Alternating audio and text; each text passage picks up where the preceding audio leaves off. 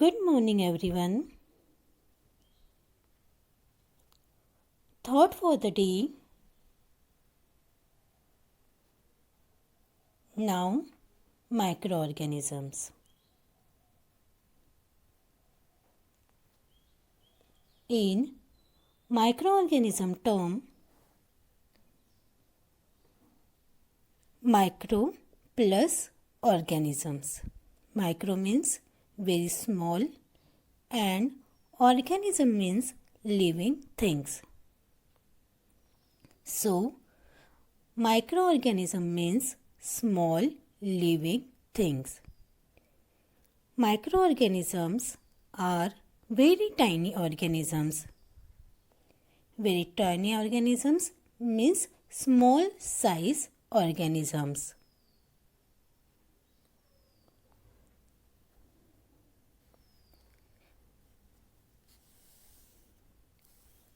Microorganisms are present in soil, water and air.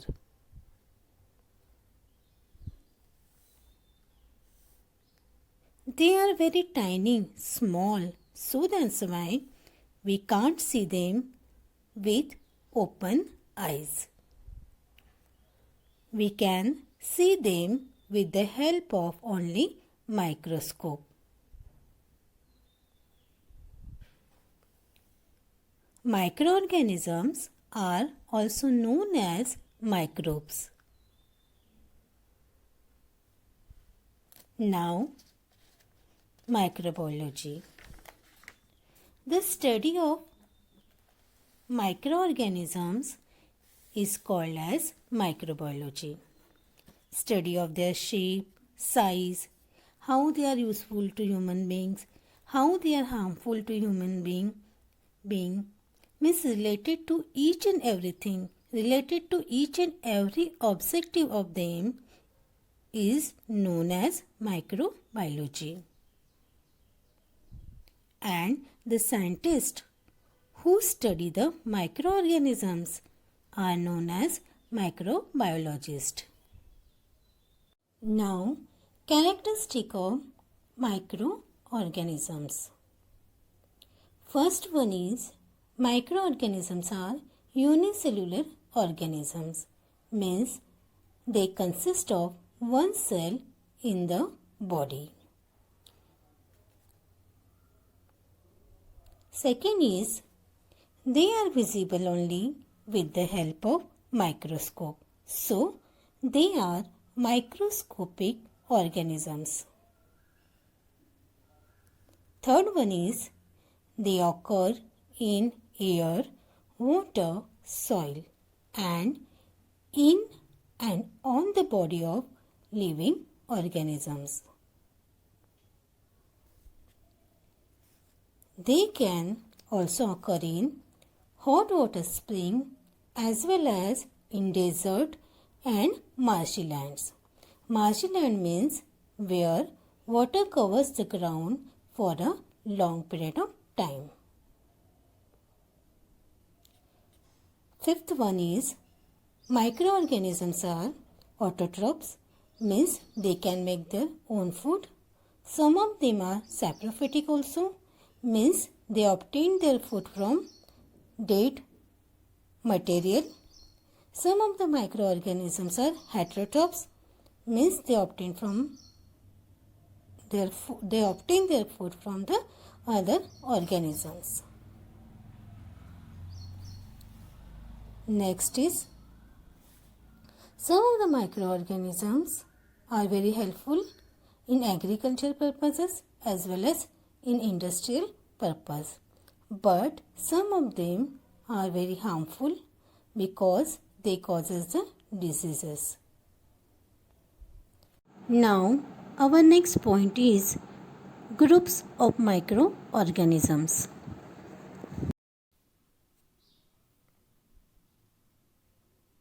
There are 5 major groups of microorganisms.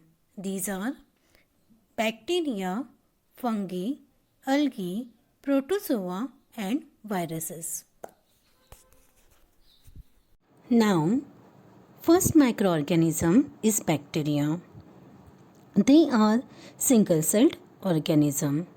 They are found everywhere on the earth. They are found in air, in water, in soil, in food products, as well as also in the bodies of other organisms.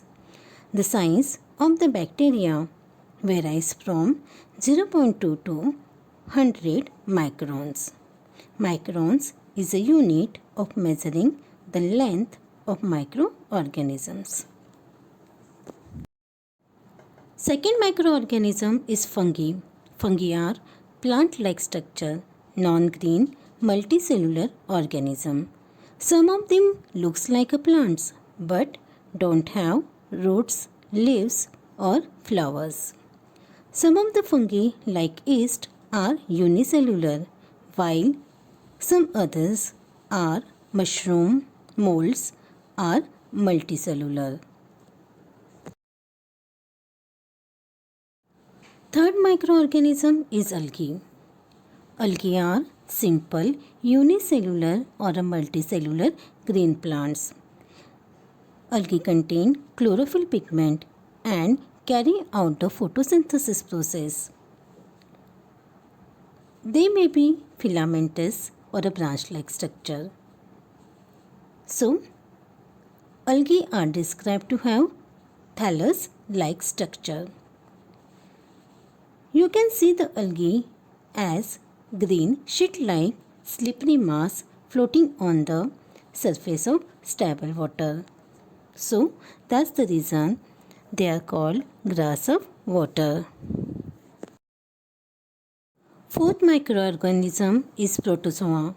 Protozoa are multicellular or unicellular microorganisms. They are usually found in water. They are microscopic organisms. They occur single as well as in colony also. Best examples of the protozoas are amoeba, euglena, etc. The fifth microorganism is viruses. They are smallest. They are acellular microorganisms. They are having obligate structure, means have specific function to live. They can multiply only when they are inside the cells of host organism, but they remain inactive outside the host cell. So that's the reason the viruses are known as the connecting link between non-living and living things. They are so tiny, so they can see only by using electron microscope. Now, economic importance of microorganisms. Microorganisms are beneficial to us in number of ways. In industry, microorganisms like lactobacillus is used to make curd from the milk. It is also helpful for making the cheese, and the yeast is used in the preparation of breads and cakes. Yeast is also useful in the production of alcohol, wine, etc. It is also used as sugar. Yeast act on the sugar and convert it into the alcohol by the process of fermentation. As well as it is also helpful in the medicine production also. Medicine produced by certain microorganisms to kill or stop the growth of other disease causing microorganisms are known as antibiotics. Antibiotics are obtained from the bacteria and fungi. The microorganisms are very useful in the vaccine production also. Microorganism is also known as cleaning agents. Microorganism decomposers help in converting dead waste of plants and animals into the smaller substances by the process of decomposition. So that's the reason they are known as cleaning agents of the environment. Microorganisms are very helpful to us. but some of the microorganisms are harmful to us also. Microorganisms harm us by causing various kinds of diseases, spoiling our food and damaging our food, crops, as well as our clothes, paper and leather goods. Now, certain microorganisms like bacteria and fungi grow on the cooked food and kept for a long or stored. They produce toxic substances and make the food poisonous. So, spoiled food causes vomiting, diarrhea, fever, headache, etc. Now, food preservation. It is a process of preventing the spoilage of food items by the action of microbes is called food preservation. Microorganisms act on the items and spoil them. So, to protect our food, there are three methods of food preservation. First one is a chemical method. Second one is heat and cold temperature method. Third one is storage and packing method. Let's see the chemical methods. The chemical methods that control the growth of microorganisms on food. They are called as preservative. Examples are sodium benzoate, salts, etc. Common salt is used as a preservative in pickles. It is also used to preserve meat and fish. Sugar is used as a preservative in jam and jellies. The oil and the vinegar are used as a preservative in pickle and vegetables. Second method is heat and cold treatments. Boiling the milk helps in the killing of microorganisms present in it. Pasteurization method is a technique for preserving the milk in which it is boiled to about 70 degrees for 15 minutes to 30 seconds and then suddenly chilled and stored it. Third method is storage and packing method. Dry fruits and vegetables are stored in the sealed airtight packets to prevent a microbial attack. Now our next point is nitrogen cycle. It involves circulation of nitrogen through living and non-living things. In the atmosphere, near about 78% nitrogen gas is present. In the first process of nitrogen cycle is the fixation of nitrogen gas into nitrogenous compound caused by the bacterium Rhizobium and lightning. Nitrogen compounds in a soil are taken up by the plants through roots and used up in the synthesis of plant proteins. Animals obtain the nitrogen by feeding on plants. Waste of the plants and animals are converted into nitrogenous compound by the action of bacteria and fungi in the soil. Some bacteria convert nitrogenous compound back to the nitrogen to maintain atmospheric level of nitrogen.